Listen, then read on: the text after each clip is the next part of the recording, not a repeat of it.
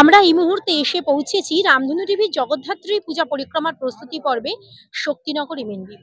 শক্তিনগর এমএনবি মানেই মানুষের একটা মানে আগ্রহ থাকে, উৎসাহ থাকে যে এই বছর প্যান্ডেল কি উপহার দিচ্ছে শক্তিনগর এমএনবি। তো আমরা খুব অনিন্দ সুন্দর প্যান্ডেল দেখতে পাচ্ছি, যেখানে বিভিন্ন আহ জরির কারুকার্য, মিররের কারুকার্য এই মণ্ডপ সজ্জায় ফুটিয়ে তোলা হয়েছে এবং সম্ভবত রাজস্থানের কোনো মহলের আদলে এই মণ্ডপকে গড়ে তোলা হয়েছে। এবং প্রত্যেক বছরের মতন এই বছরও কিন্তু শক্তিনগর এমএনবি একটা নতুন চমক রাখলো শহর তথা জেলাবাসীর জন্য। আমরা আপনাদেরকে দেখাচ্ছি এবং একদম এই যে প্রবেশ পথ সেটা একটু বলবো ক্যামেরাম্যানকে দেখাতে। ক্যামেরা পার্সনকে দেখুন, খুব সুন্দর একটা পালকি, যে দুজন দুজন চারজন বেয়ারা পালকিটার ভেতর দিয়ে প্রত্যেকটি দর্শক আসবে, দেবী প্রতিমা দর্শন করবে। দুপাশে হাতি খুব সুন্দর মূর্তি দেওয়া হয়েছে। প্রত্যেক বছরই এখানে এসে মনটা ভালো হয়েছে, ভালো লাগে, এবছরও তার ব্যতিক্রম নয়। তাহলে চলুন আমরা আস্তে আস্তে মণ্ডপের ভেতরে প্রবেশ করব এবং দেবী প্রতিমাকে তৈরি করা হচ্ছে সেই দৃশ্য আমরা দেখে নেব।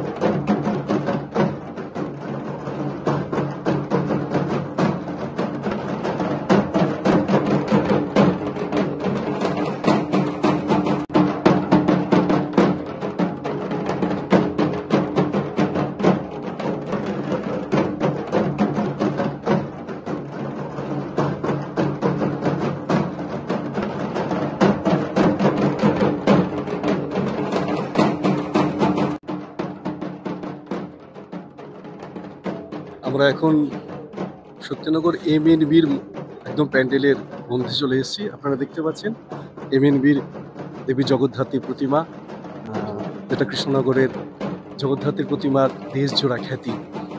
অপূর্ব সুন্দর মায়ের মূর্তি।